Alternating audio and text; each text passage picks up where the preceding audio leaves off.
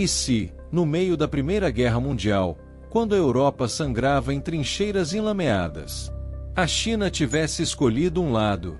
E se, em vez de permanecer à margem, fragmentada, humilhada por potências estrangeiras, o dragão adormecido tivesse se erguido e marchado ao lado das potências centrais?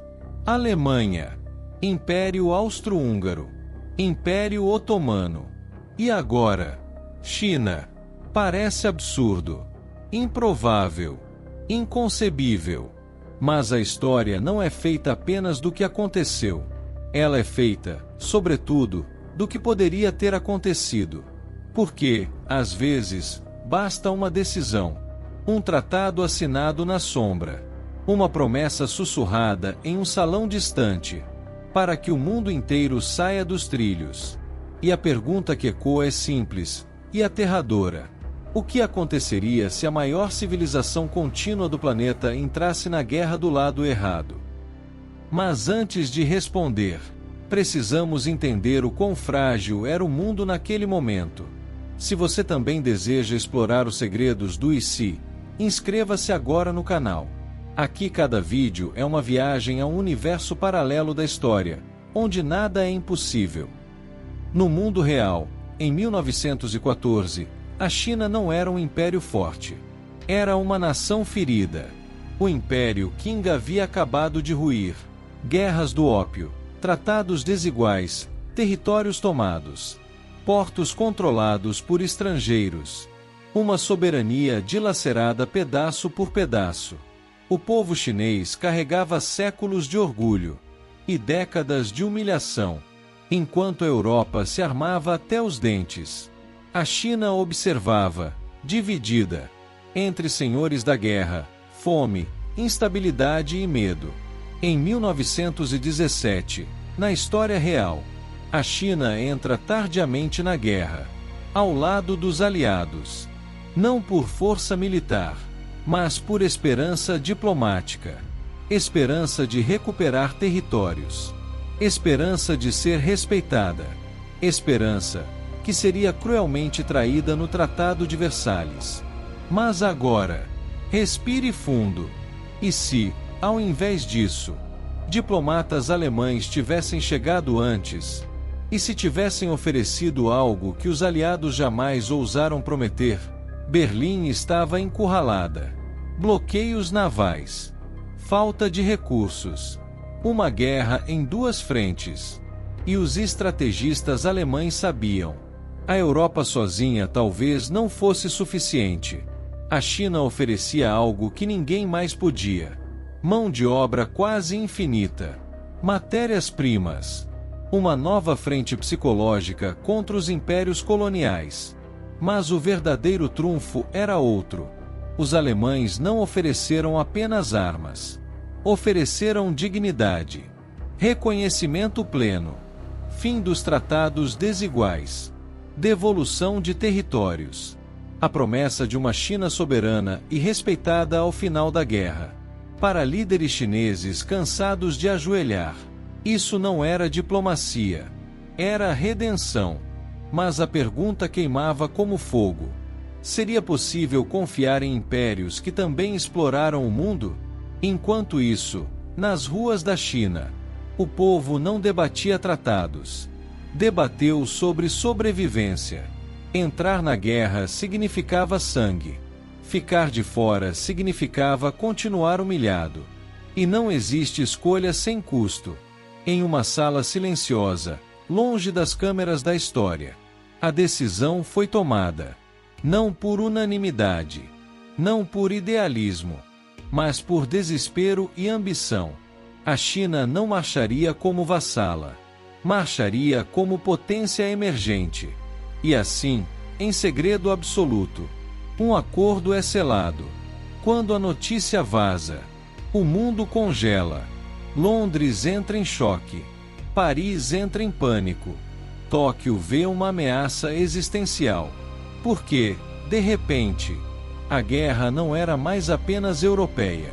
Ela se tornava global de verdade. Navios mudam de rota. Fábricas aceleram. Homens são recrutados. A entrada da China ao lado das potências centrais não altera apenas estratégias militares. Ela quebra o equilíbrio moral da guerra. Quem agora luta pela civilização? Quem luta pela dominação? E quem está apenas tentando sobreviver em um mundo injusto? O dragão acordou. E o chão começou a tremer. Mas ninguém, absolutamente ninguém, estava preparado para as consequências disso. Porque, quando a China entra na guerra, ela não traz apenas soldados. Ela traz revoluções internas. Ela expõe as fraquezas dos impérios coloniais e força o Japão, a Rússia e a Grã-Bretanha a tomarem decisões que jamais imaginariam tomar. Na próxima parte, você vai descobrir como essa aliança impossível transforma a Ásia em um barril de pólvora, e porque o primeiro grande choque desse novo mundo acontece muito antes do esperado. O mundo ainda tentava entender o que a China havia feito, quando as primeiras consequências começaram a surgir, porque alianças não existem no vácuo. Toda escolha cria ondas. E essas ondas atravessam oceanos, impérios e consciências. A entrada da China ao lado das potências centrais não foi apenas um evento diplomático. Foi um abalo sísmico geopolítico. E o epicentro estava na Ásia. Antes da guerra, a Ásia era um tabuleiro controlado por mãos estrangeiras. Britânicos na Índia, franceses na Indochina, russos avançando pelo norte, japoneses observando, calculando. A China, enfraquecida, era vista como território de influência, não como protagonista. Mas agora, essa lógica estava morta. Com o apoio alemão, oficiais chineses começam a reorganizar arsenais. Fábricas improvisadas surgem. Ferrovias, antes controladas por estrangeiros, passam para mãos nacionais. Não era apenas preparação militar, era um despertar psicológico coletivo. Pela primeira vez em décadas, o povo chinês sentia que não estava reagindo, estava escolhendo. Mas toda ascensão cria medo, e o medo gera respostas brutais. Em Londres, relatórios se acumulavam. Não falavam apenas de tropas. Falavam de algo muito mais perigoso. A China pode inspirar outras colônias. Esse era o verdadeiro terror. Se a China provasse que era possível romper com a ordem imperial, o que impediria a Índia de sonhar? O que impediria o Vietnã de resistir? O que impediria a Coreia de se levantar? A guerra deixava de ser apenas sobre trincheiras na França. Ela se tornava uma ameaça existencial ao colonialismo. E então, alguém percebeu algo ainda pior. A China não precisava atacar diretamente. Bastava existir como exemplo. Virada dramática. O dilema japonês. Mas nenhum país sentiu esse impacto com tanta força quanto o Japão. Até aquele momento, o Japão era o aliado asiático dos britânicos. Uma potência emergente. Respeitada. Temida. Mas agora, uma China armada, soberana e alinhada aos inimigos da Europa, ameaçava tudo que Tóquio havia construído. O dilema japonês era cruel. Se atacasse a China, se tornaria o agressor diante do próprio povo asiático. Se não atacasse, permitiria que um rival histórico crescesse livremente. E há decisões que não permitem neutralidade. Em reuniões fechadas, generais japoneses repetiam uma frase simples: se não agirmos agora, nunca mais poderemos. A guerra estava prestes a ganhar um novo rosto. Enquanto isso, dentro da própria China, a aliança com as potências centrais começava a cobrar seu preço. Senhores da guerra desconfiavam. Intelectuais se dividiam. Camponeses ouviam rumores de uma guerra que não entendiam. A promessa de dignidade era poderosa. Mas a realidade da guerra é sempre mais cruel que qualquer discurso. Ainda assim, algo havia mudado irreversivelmente. O medo estava dando lugar à ousadia, à submissão, à possibilidade. E foi nesse clima instável, nesse equilíbrio frágil entre esperança e catástrofe, que o primeiro tiro foi disparado. Não na Europa, não na África, mas no coração da Ásia. O confronto inicial foi pequeno, quase insignificante nos mapas ocidentais. Mas estrategistas experientes sabiam: guerras raramente começam com explosões gigantescas. Elas começam com erros de cálculo. Um navio no lugar errado. Uma fronteira mal definida. Uma patrulha que cruza a linha invisível. E quando isso aconteceu, ninguém conseguiu voltar atrás. O Japão mobiliza. A Rússia observa com inquietação. A Grã-Bretanha percebe que perdeu o controle da narrativa. A Ásia não era mais um palco secundário. Ela se tornava o eixo do conflito. E, pela primeira vez, a Primeira Guerra Mundial ameaçava devorar o planeta inteiro. Mas o que parecia uma disputa regional, logo revelaria algo muito mais profundo. Porque a guerra externa começaria a provocar uma guerra interna dentro da China. Ideologias entrariam em choque. Lideranças cairiam. E uma pergunta passaria a assombrar o próprio povo chinês. Vale a pena trocar a humilhação pela destruição total? Na próxima parte, você vai ver como essa escolha rasga a China por dentro. E por que o maior inimigo do país talvez não estivesse do outro lado da fronteira. E quando essa verdade emerge, o mundo inteiro começa a ruir junto. A guerra ainda não havia consumido totalmente o território chinês. Mas algo muito mais perigoso já se espalhava silenciosamente. A dúvida. Porque enquanto o mundo enxergava a China como um novo ator militar, por dentro, o país começava a se fragmentar emocionalmente. E nenhuma nação sobrevive ilesa quando passa a lutar contra si mesma. A aliança com as potências centrais exigia organização, disciplina, comando. Mas a China de então não era uma nação coesa. Era um mosaico de senhores da guerra, regiões autônomas, ideias conflitantes. Alguns viam a aliança com a Alemanha como um renascimento, outros como uma traição moral irreversível. Intelectuais se perguntavam se trocar um dominador distante por outro mais próximo era realmente liberdade. Camponeses só sabiam de uma coisa: homens estavam sendo levados, e poucos voltavam. A guerra externa começava a cobrar um preço interno. Nas universidades, panfletos circulavam à noite. Ideias perigosas, palavras afiadas, nacionalismo radical, republicanismo desesperado.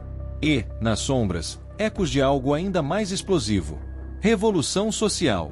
Alguns defendiam que a guerra era necessária para salvar a China. Outros acreditavam que ela apenas adiaria o inevitável colapso. De que adianta soberania se o povo continua sofrendo?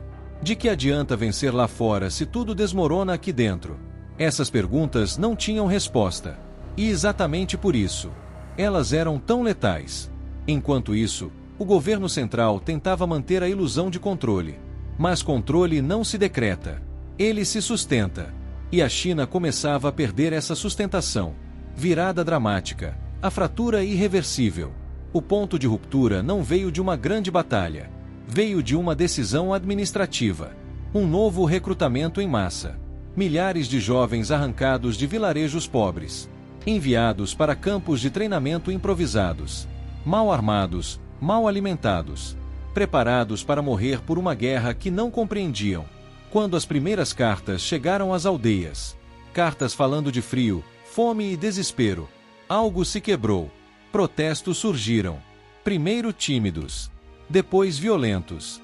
Então, o impensável aconteceu. Algumas unidades se recusaram a marchar, não por covardia, mas por consciência. A China percebia, tarde demais, que despertar como potência significava enfrentar as próprias contradições.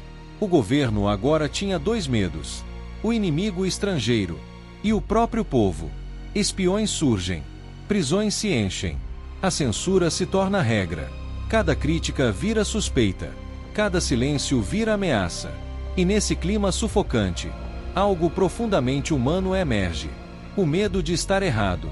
E se essa aliança fosse um erro histórico? E se, ao tentar fugir da humilhação, a China estivesse caminhando para algo pior? Mas já não havia como voltar.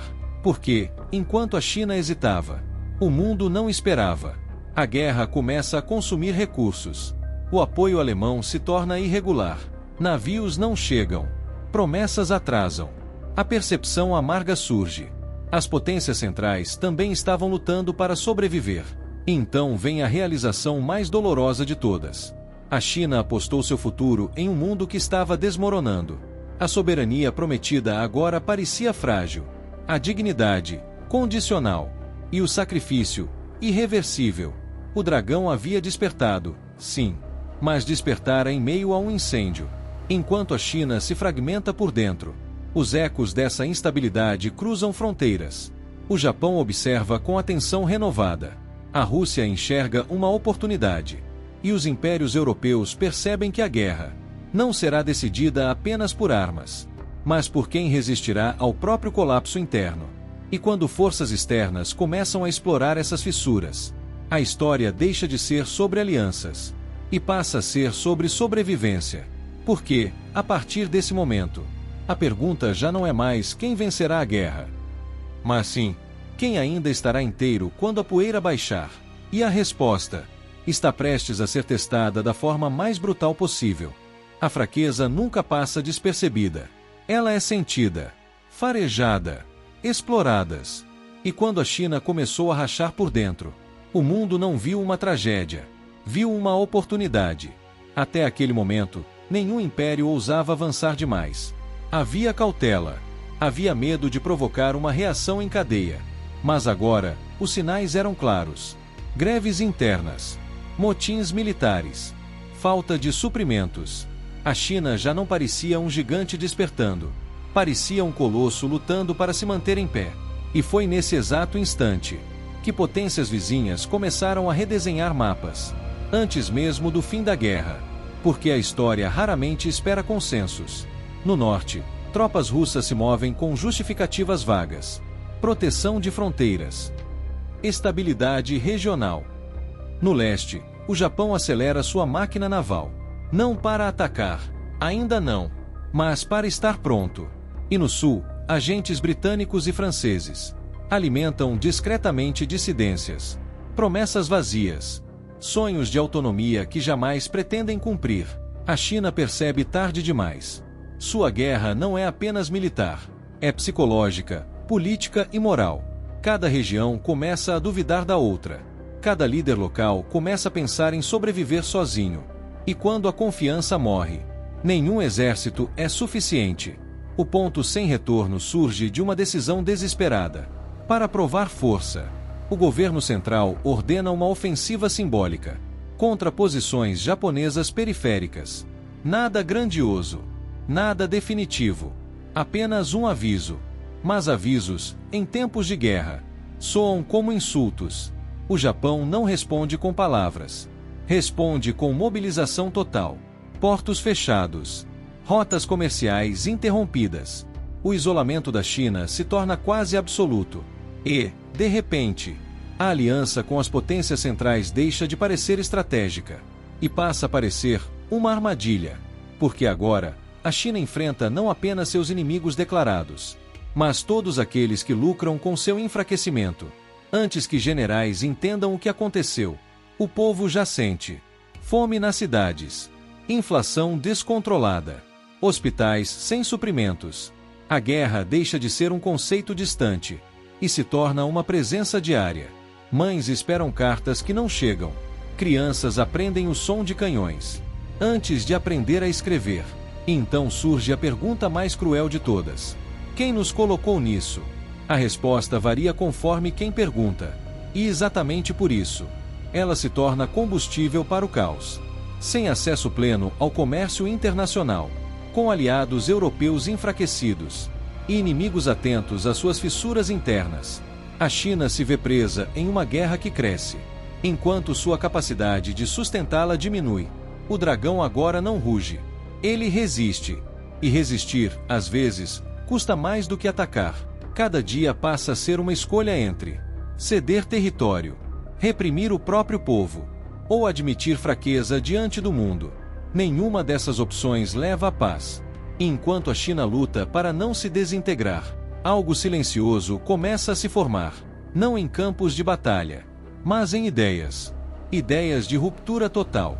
Ideias que não querem reformar o sistema, querem substituí-lo.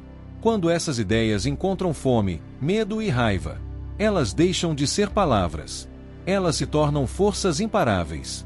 E quando essa nova chama finalmente explode, o conflito deixa de ser uma guerra entre nações e passa a ser uma guerra pelo futuro da própria civilização chinesa. O mundo ainda não percebeu, mas o pior está apenas começando. Há um momento em toda grande crise em que o medo deixa de paralisar e passa a organizar. Foi exatamente isso que aconteceu. A China já não tentava vencer a guerra. Tentava sobreviver ao colapso. Entre fábricas abandonadas, vilarejos destruídos e cidades tomadas pela escassez, novas lideranças começam a surgir. Não eram generais tradicionais. Não vinham do poder central. Vinham do povo. Professores e soldados, intelectuais perseguidos. Homens e mulheres que haviam perdido tudo, menos a convicção de que o velho sistema estava morto. Esses grupos não discutiam alianças externas. Discutiam algo mais radical. E se o problema não fosse a guerra, mas a própria China que existia antes dela? Essa ideia era perigosa. E exatamente por isso, ela se espalhava com velocidade assustadora. Enquanto o governo tentava manter alguma ordem, essas novas forças organizavam redes paralelas, distribuíam comida, criavam justiça local, protegiam comunidades. Onde o Estado falhava, elas avançavam. Para muitos civis, essas organizações não pareciam rebeldes, pareciam salvação. Mas para o poder central, elas eram uma ameaça existencial. E assim, a guerra externa se torna pano de fundo para algo ainda mais destrutivo. Uma guerra civil silenciosa. Diante do avanço dessas forças internas, o governo chinês encara sua decisão mais sombria: reprimir brutalmente, ou negociar com quem quer destruir o sistema inteiro. Qualquer escolha significava perda. A repressão aprofundaria o ódio. A negociação destruiria a autoridade restante. Enquanto líderes hesitam, as potências centrais pressionam. A Alemanha exige mais recursos, mais homens, mais sacrifícios. Mas agora a pergunta ecoa nos corredores do poder: sacrifícios para quem? Para aliados distantes que talvez não vençam a guerra? Ou para um povo que já sangrou demais?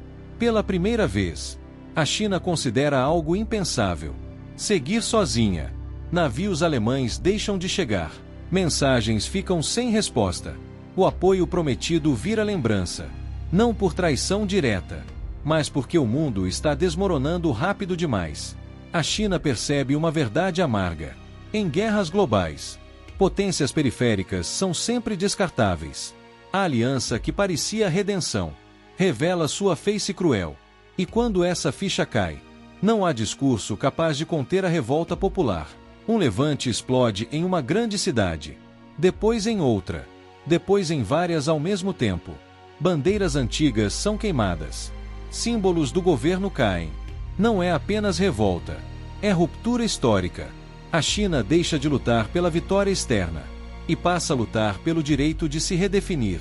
O Estado Central começa a ruir, não com uma queda espetacular, mas com o som constante de estrutura cedendo. O dragão, exausto, não cai morto. Ele se transforma. Enquanto a China se reconstrói em meio ao caos, o mundo observa, dividido entre alívio e terror. Porque uma China quebrada é perigosa, mas uma China reinventada é imprevisível. E quando os canhões da Primeira Guerra finalmente silenciam, uma pergunta permanece suspensa no ar: que tipo de China sobreviverá a tudo isso? A resposta não virá em tratados assinados na Europa.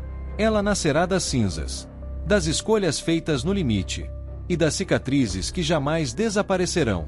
E quando esse novo rosto finalmente se revela, o equilíbrio global nunca mais será o mesmo. Quando os canhões finalmente se calam na Europa, o mundo suspira, acreditando que o pior ficou para trás. Mas a história raramente termina. Quando a guerra acaba, às vezes, ela apenas muda de forma. A Primeira Guerra chega ao fim deixando ruínas, impérios despedaçados e milhões de mortos. Na Europa, tratados são assinados, fronteiras são redesenhadas, discursos falam em nunca mais. Mas na China, não há sensação de vitória, nem de derrota. Há vazio. O antigo Estado praticamente não existe mais. A aliança com as potências centrais se dissolve. Sem cerimônia, sem agradecimentos, sem reparações. A China não é convidada para decidir o novo mundo. Ela precisa reconstruir o próprio. E isso talvez seja mais difícil do que vencer qualquer guerra. Sem um governo central forte, novas forças disputam o futuro. Algumas defendem ordem rígida.